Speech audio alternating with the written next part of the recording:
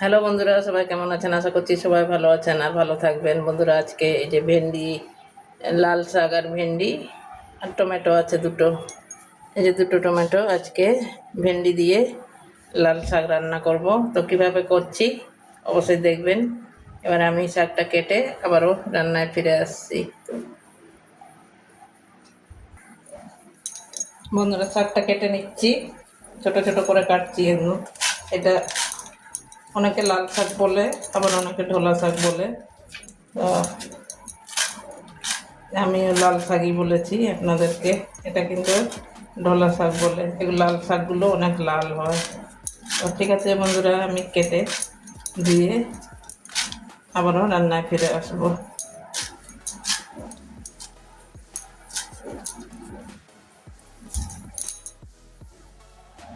বন্ধুরা, সবজি কাটা হয়ে গেছে। এই যে ভেন্ডিটা কেটে দিয়ে নিয়ে চলে এসেছি। শাকটা এখনো বালতির জলে নুন জলে ভিজিয়ে রেখে দিয়েছি। ভেন্ডিটা আগে ভেজে নেব। এদিকে গ্যাস জ্বালিয়ে কড়াইটাও বসিয়ে দিয়েছি। কড়াইটা একটু গরম হতে দিচ্ছি।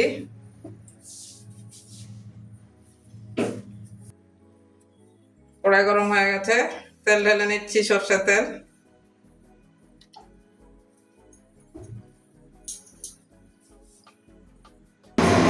তেল গরম হয়ে গেছে, এবারে ভেন্ডিটা ভেজে নেব।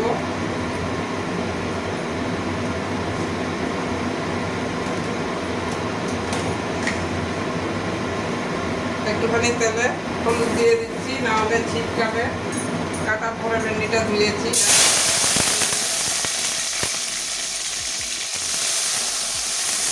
ভেজে নিলে একটু ওই যে একটা লম্বা ভাব থাকে, ওটা কেটে যাবে। তার জন্য ভেন্ডিটাকে আগে একটু ভেজে নিচ্ছি। তাহলে ভেন্ডির কাঁচা গন্ধ যাওয়া পর্যন্ত ভাজবো। ভেন্ডি ভাজা হয়ে গেছে, দেখুন একদম লবলব ভাতটা কেটে গেছে। ভেন্ডি থেকে একটা কাঁচা গন্ধ থাকে, সেটাও চলে গেছে। এবারে ভেন্ডিগুলো তুলে নিচ্ছি।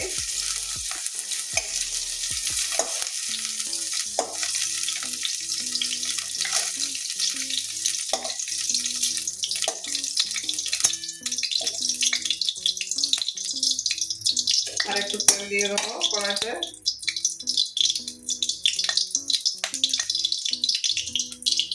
বেশি দিচ্ছি না, অল্প করেই দিলাম তেলটা।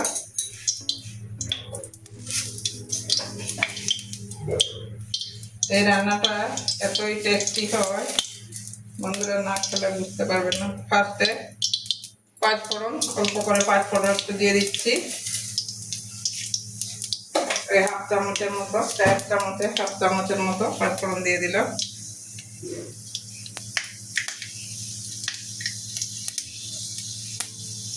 এবারে এখানে দিয়ে দেবো, ফোড়নটা ভালো করে ভেজে নেব।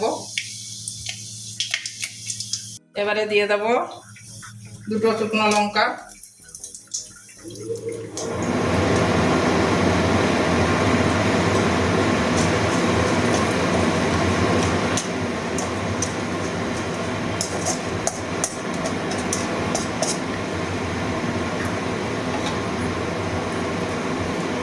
এবারে দিয়ে দিচ্ছি রসুন কুচি, কতগুলো 10-12টা মিডিয়াম সাইজের রসুন কাটা করে নিয়েছি। লঙ্কাটা ভেজে নিচ্ছি। এবারে দিয়ে দেবো পেঁয়াজ, কাঁচা লঙ্কা কুচি, এটাও ভেজে নেবো। পেঁয়াজটাকে একটু কাঁচা গন্ধ যাওয়া পর্যন্ত।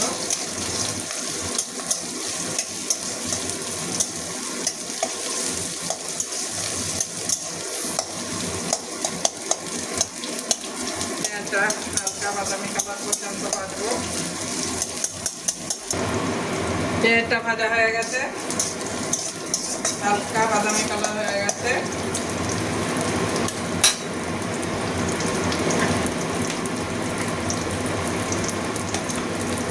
এবারে ধুয়ে রাখা শাকটা দিয়ে দেবো।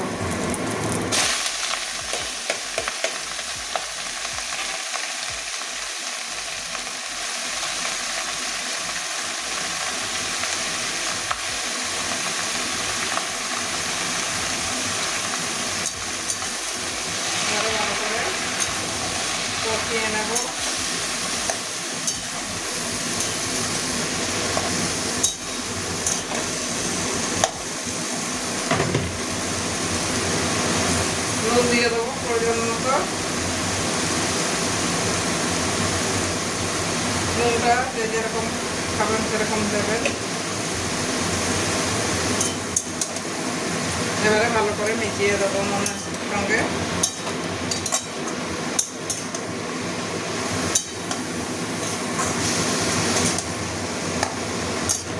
এই রান্নাটা খুবই সহজ, অল্প সময়ে একটা ভালো তরকারি হয়ে যায়। এই গরমকালের জন্য এই রান্নাটা খুবই ভালো লাগে আর কি, খেতে খুব ভালো লাগে। আমরা মাঝে মাঝে করে খাই, তাই আপনাদের সামনে নিয়ে আসলাম।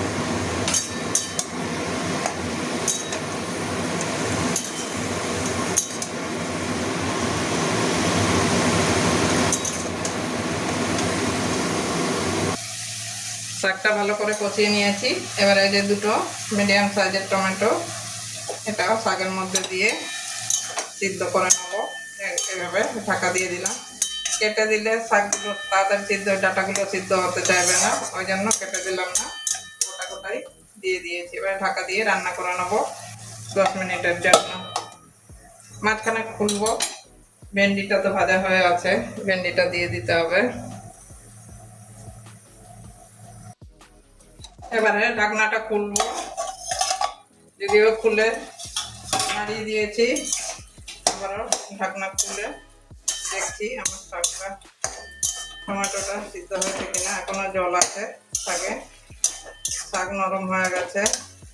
এটা হাত দিয়ে গরম টিপে দেখছি, একদম হয়ে গেছে শাকটা।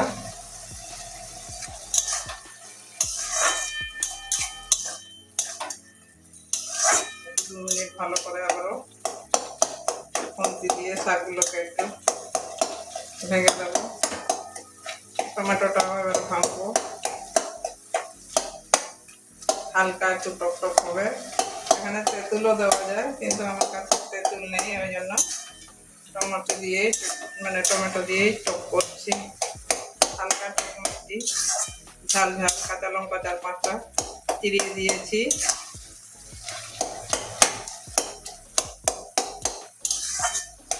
এখানে মশলা ব্যবহার করতে পারবেন, আমি মশলা দিইনি, যদিও যে জিরে গুঁড়ো, ধনে গুঁড়ো দেওয়া যায়। গরমকালে তো হালকা হালকা রান্না করছি এখন, গরমকালে বেশি তেল মশলা না খাওয়াই ভালো। যদিও জিরে ধনে গুঁড়োটা খারাপ না, পেঁয়াজ রসুনই গরম আমাদের শরীরে ক্ষতি করে। জিরে গুঁড়ো, ধনে গুঁড়ো এগুলো তো ভালো জিনিস, আমাদের শরীরের জন্য খুবই উপকারী জিনিস। টমেটোটা সব সিদ্ধ হয়ে গেছিল, টমেটোটা ভেঙে দিয়েছি। এবারে ভেজে রাখা ভেন্ডিটাও দিয়ে দেবো।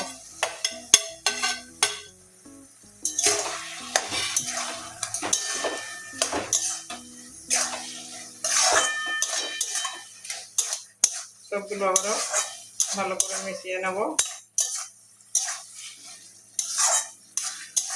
যেসব বন্ধুরা একটু মিষ্টি মিষ্টি খেতে চান, একটু চিনি দিয়ে দেবেন, হালকা টেস্টটাকে ব্যালেন্স থাকার জন্য।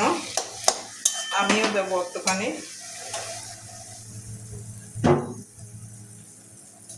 দুটো টমেটো দিয়েছি, টক হয়ে যাবে বেশি, অল্প একটুখানি চিনি দিয়ে দিলাম, ছোট্ট 4 চামচে 1/2 চামচ মতো। এবার আবারও ঢাকা দিয়ে 3-4 মিনিট রান্না করে নেবো। এমনি শাক সব সিদ্ধ হয়ে গেছে, যেহেতু ভেন্ডিটা দিলাম। এবারে আবারও ঢাকা দিয়ে দিচ্ছি 3-4 মিনিটের জন্য। এবার 3-4 মিনিট পরে আবারও চলে আসলাম, ঢাকনাটা সরিয়ে তুলে নিলাম।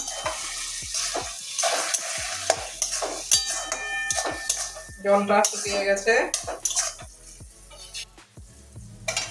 একটু কাঁচা কাঁচা ভাব হয়েছে। কয়েকটা রসুন গ্রেট করে নিয়েছি, এই টাইমে রসুন দিলে গন্ধটা ভালো থাকে, মানে এই টাইমে সবার ভালো লাগে না, আমার ভালো লাগে, তাই আমি এই টাইমে রসুনটা দিয়ে দিচ্ছি।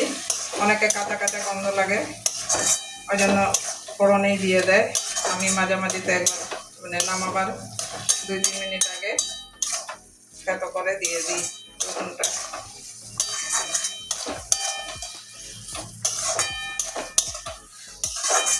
এই রসুনের কাঁচা গন্ধটা যাওয়া পর্যন্ত কষিয়ে নেব।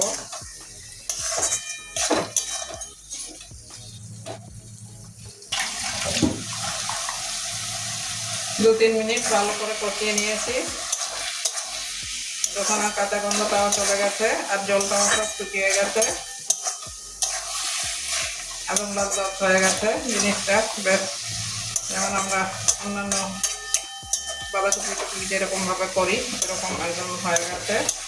আর ভেন্ডিগুলো সিদ্ধ হয়ে গেছে, একেতেই ভেজে নিয়েছিলাম। তারপরে 5 মিনিট মতো ঢাকা দিয়ে রান্না করলাম।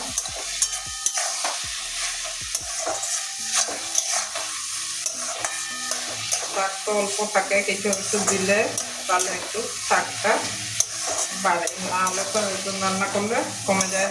তো ঠিক আছে বন্ধুরা, আমি এবারে নামিয়ে নিই। নামিয়ে একটা প্লেটের মধ্যে বেড়ে মানে ঢেলে দেখাচ্ছি আর কি। বন্ধুরা দেখলেন ভেন্ডি দিয়ে লাল শাকের তরকারি করে নিলাম। লাল শাকের টকও বলতে পারেন, আবার তরকারিও বলতে পারেন, দুটোই চলবে। আমি তো অবশ্যই আপনারা একদিন বাড়িতে এইভাবে রান্না করে খেয়ে দেখবেন, এই গরমকালে খুবই ভালো লাগে। আর না করে খেলে বুঝবেন না। তো আমার রান্নাটা কেমন হয়েছে অবশ্যই কমেন্ট করবেন, আর ভালো লাগলে লাইক করবেন, চ্যানেলে নতুন হলে সাবস্ক্রাইব করে পাশে থাকবেন। বন্ধুরা আজকের জন্য আসছি, তাহলে আবার অন্য কোনো দিন আসবো অন্য রান্না নিয়ে। এরকমই নতুন নতুন যা রান্না করবো সবসময় আপনাদের সামনে নিয়ে আসবো। তার জন্য আপনাদেরকে পাশে থাকা বেল আইকনটা একটু টাচ করতে হবে। তো ঠিক আছে, আজকের জন্য আসছি। সবাই ভালো থাকুন এই গরমে।